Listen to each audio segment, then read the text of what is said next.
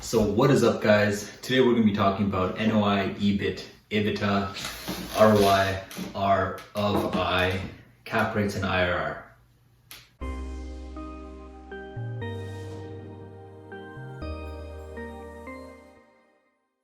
So the first thing we're going to be talking about, the most easiest one, most simple one, is called the net operating income, NOI.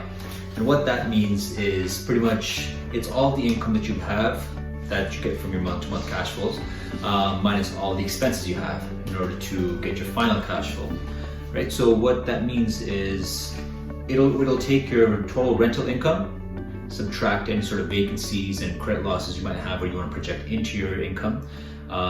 Then you add onto it any other type of income that you're going to be getting. So this can be income from parking lots, from renting out your washer dryer, from getting utility charges, or if you're renting out some spots of the property to any other utility providers, you can do that as well. Then you take away your operating expenses. These are stuff like marketing expenses, this can be management. This can also be stuff like insurance, property taxes, so all that other stuff. And that's how you get your net operating income. So next we're going to be going on to EBIT. This is earnings before interest and taxes. So EBIT is important because it gives a snapshot of the company's earning capacity. So a company's EBIT essentially removes the impacts caused by insurance and taxation. So you can have different sort of taxes in different states or in different provinces. You can have different sort of interest payments or interest structures based off the debt that you might have. It'll take that sort of fluctuation out of the cash flow so that you have a more baseline number. Right? Now, considering that you're still going to be including your depreciation and amortization, it isn't the most solid number to go based off of. Now, when you compare that to the EBITDA, EBITDA, earnings before interest, taxation, depreciation and amortization, EBITDA is the same thing as the NOI. Difference is the DA, the depreciation and the amortization that the EBIT carries.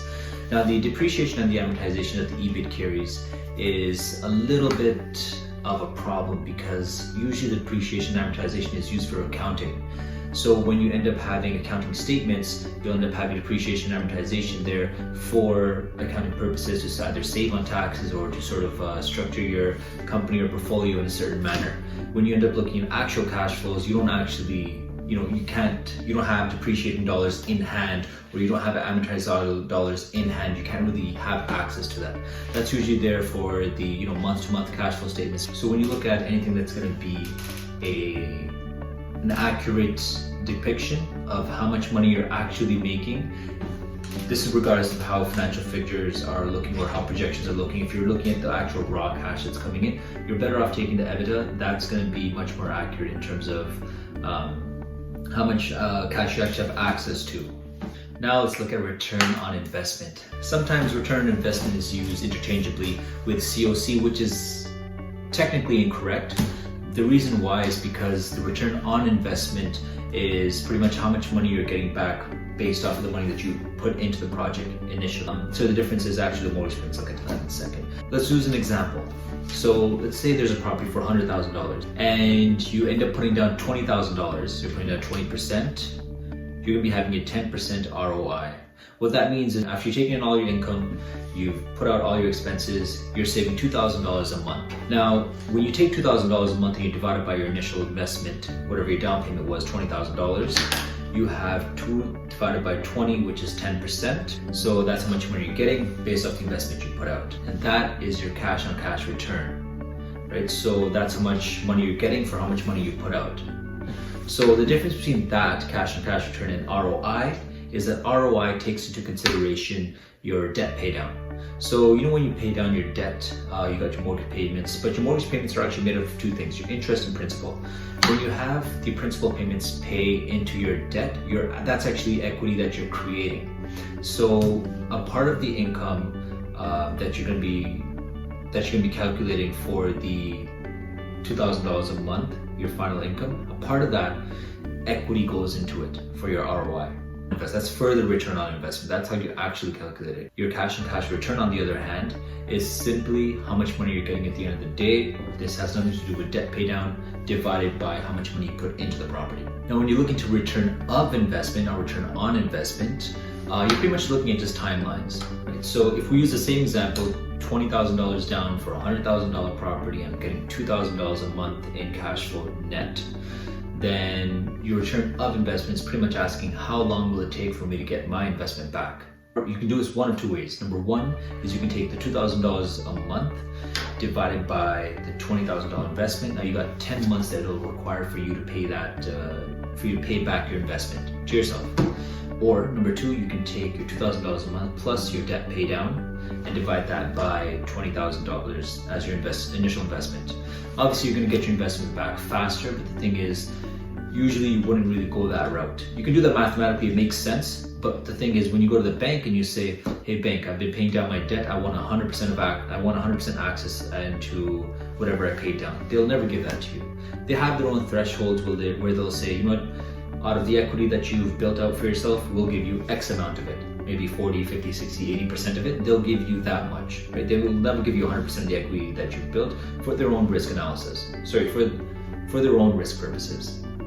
So that's why we use number one rather than number two, because it's more accurate, it's more realistic. Now let's talk about IRR.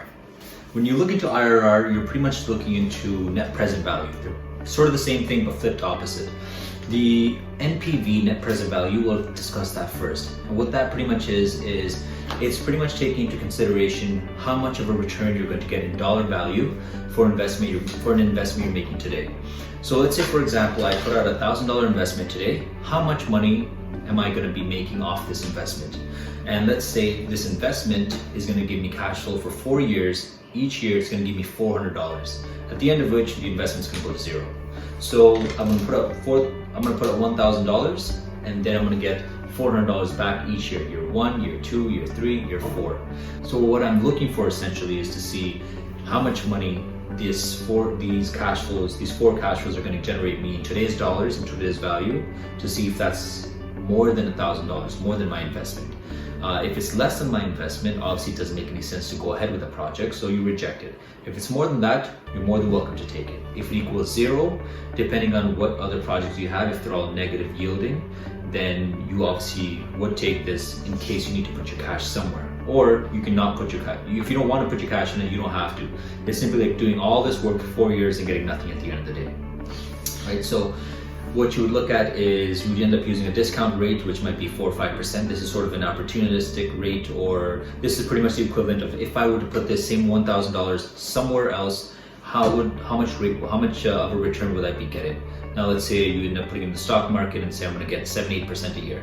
So what you're pretty much saying is, would I rather put the $1,000 in the stock market where I might get 7 or 8%, or would I rather put that money in this project where I'm going to be getting an X amount of dollars for it? So I take that 7 or 8%, plug it into the net present value formula as a discount rate, and see what I'm going to be getting back as a return. Now, whatever money I get back, if it equals zero, that means I'm going to get the same amount as if I put that into the stock market. If I get anything more than that, that means the investment is better than the stock market. Right? So that's sort of what I'm looking at. Now, when you look at the IRR, on the other hand, the IRR is pretty much stating that I want my net present value to equal zero. Tell me what rate of return I'm going to need to get on my investment so my net present value equals zero. That means this is as good as any other investment. The thing with the IRR is that you want to consider the largest IRR possible, because the larger IRR means a larger, considering all the discount rates are the same, the larger cash flows you have at the end of the day, right? Because with those sorts of cash flows, you have more leg room to move around just in case something goes wrong, or just in case you need the money somewhere else. That's why when you look at investments with different sort of returns, internal rate of returns, you're looking at pretty much the strongest rate of return, considering the risk rate is the same, considering the discount rate is the same, and the location is the same, give or take, or the use of the property or the asset. So when you look at different values like core assets, core plus assets, opportunistic assets, and then extremely risky assets, you've got a range of anywhere between 4 or 5% all the way up to like 30%, depending on where you are around the world. So when you look at this sort of spectrum, you're trying to find what the best fit for your portfolio, the best fit for your investors are going to be. Right? So you're always better off considering all aspects. And before you do anything, make sure you go through all sorts of evaluations for the property, run your performas, and to see where your property is going to land in 5 to 7 years. Always expect that you're going to hold the property for the entire term of the mortgage. So it gives you a better perspective as, if everything goes wrong, how much will I have at the end of the day? Right? But yeah, so that's it for today, guys, and I'll catch you guys soon. Take care.